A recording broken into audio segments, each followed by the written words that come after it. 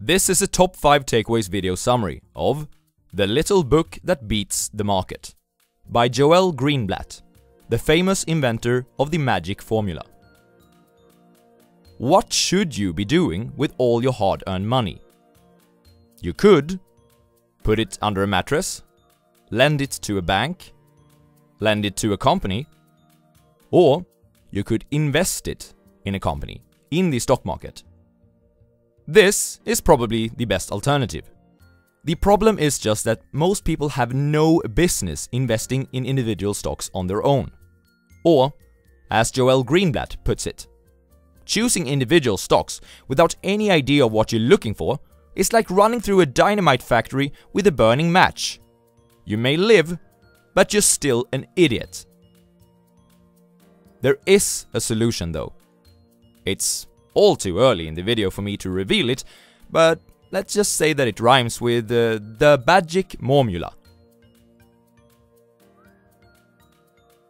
Takeaway number 1.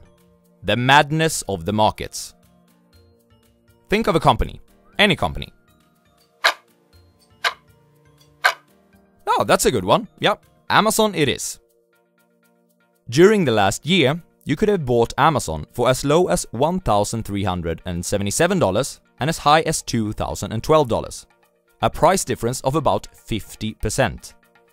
Not just that, but the value of the whole company bounced from about $1 trillion down to approximately $650 billion and then back up to $1 trillion again. Well, what's your point? You may ask. My point is that Amazon, the business, didn't shift in value that quickly. The market is simply overreacting to the information that it is presented with. But this all may just be a fluke. Maybe you, when I asked you to pick a company, happened to pick an extremely volatile one. Alright then, I'll give you another shot. Think of a company. What was that? Okay, sure, yeah, Gap should do. During the last year, you could have bought Gap, America's largest fashion retailer, for as little as $18 per share, actually that's the current price, and as high as $31 per share. That's an even bigger difference, more than 70%. Do you think that Gap sold 70% more clothes 10 months ago than they do today? No. Clearly, at times, the market doesn't know what it is doing.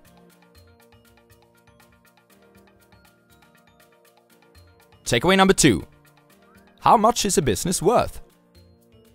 When looking at these fluctuations, it's fairly simple to tell that the market isn't always efficient. Sometimes greed is ruling and prices are too high, and at other times fear is ruling and the prices are too low. Suppose that the value of Amazon as a business fluctuated between $1,500 and $1,700 during the last year, while the prices fluctuated between $1,377 and $2,012. If you could state this with any kind of certainty, becoming rich trading Amazon stocks would be a really simple task.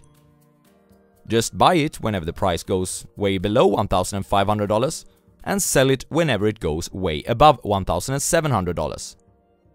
The problem is, it is not that simple. Let's take an example. One of your friends owns a shop called the Swedish Merchant. It sells only Swedish stuff. The shop made a profit of $100,000 last year. How much would you be willing to pay for it, knowing this? Well, your guess is as good as mine, as long as you guessed somewhere between $500,000 and $2 million. In the stock market, you're typically provided with more information than this before you're asked to determine the price of a business, but the difficulties are the same, nonetheless. Firstly, $100,000 is just what the Swedish merchant earned last year. We must determine if it, after our purchase, will be able to generate more or less than that in the coming year. Secondly, we must decide how confident we are in that prediction. And thirdly, it's not just about the next year. Potentially, we could own the Swedish merchant for a very long time, so we have to estimate, guess, how much the business will earn 5 to 10 years from now as well, in order to be able to set a definite price tag on it. Head over to my summary of the Dundo Investor for more on this.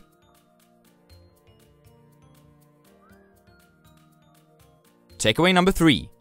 PE and ROA. So far, we've concluded that stocks sometimes sell at a discount from their underlying value, but that it's very difficult to decide when that is happening. So, is it hopeless? No, obviously not. Because otherwise I would be wasting your time, which is something I would never do. Unless, of course, I'd make a pointless fill-in clip. Let me present the Swedish merchant's most fearsome competitor. Just broccoli. The Swedish merchant earns $100,000 per year, like I presented before, while just broccoli earns $50,000. The price of the businesses is $1 million each. Which one would you rather buy? Everything else equal. You would buy the Swedish merchant, of course. Here, you only pay $10 for every $1 in earnings. In just broccoli's case, you pay $20 for every $1 in earnings. The Swedish merchant would pay your initial investment back in 10 years, compared to just broccoli's 20 years. In the stock market, the most common way of measuring this is through the so-called price to earnings or PE ratio. The PE ratio is calculated by taking a business' current price and dividing it by its earnings. The PE of the Swedish merchant is 10, and that of just broccoli is 20. This is the first point of this takeaway. You would rather own a business with a low PE than a high one. Simultaneously, price is not everything.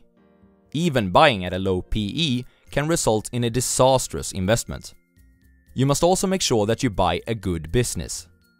This is where return on assets, or ROA, comes into play. Let's say that building that store of the Swedish merchant cost $500,000, and the store of just broccoli also cost $500,000.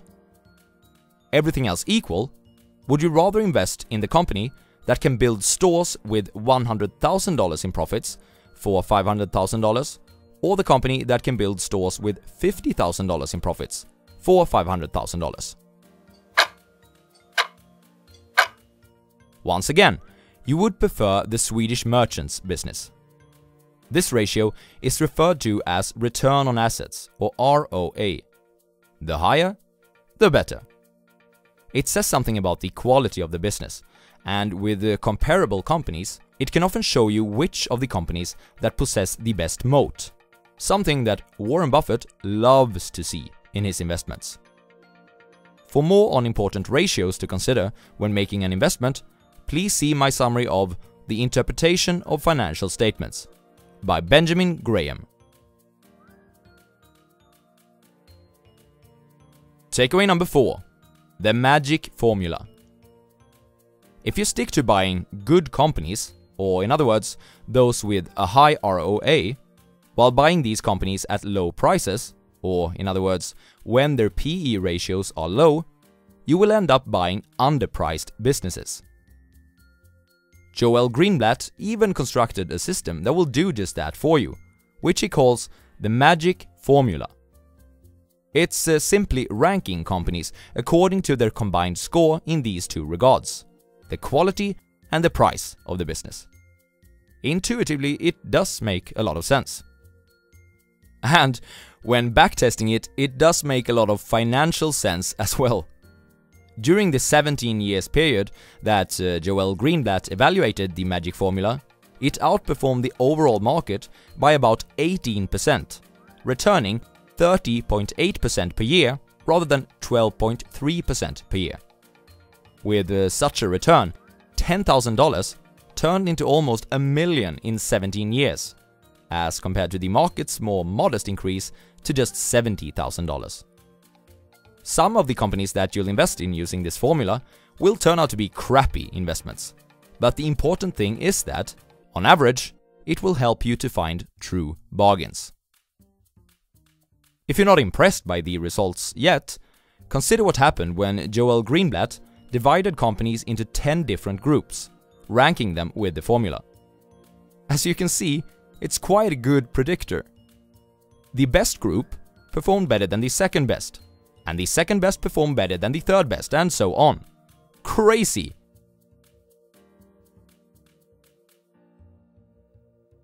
Takeaway number 5.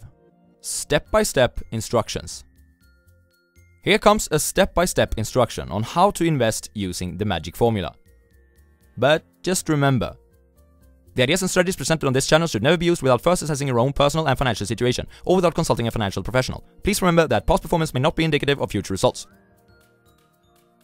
1. Go to magicformulainvesting.com. 2. Choose a company size. 50 million or bigger should do. 3. Follow the instructions on the site to get a list of top-ranked Magic Formula companies. 4. Buy between 5 and 7 of these companies.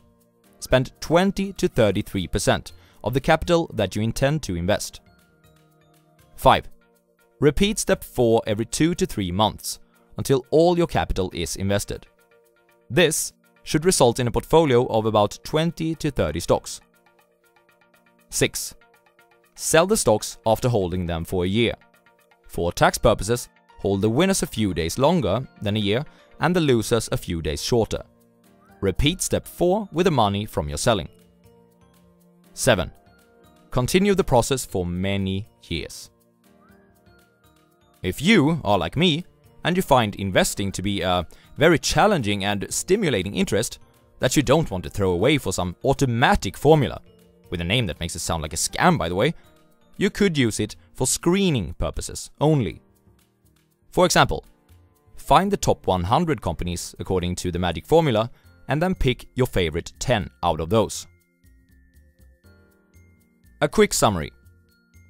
Market prices fluctuate more than underlying business values.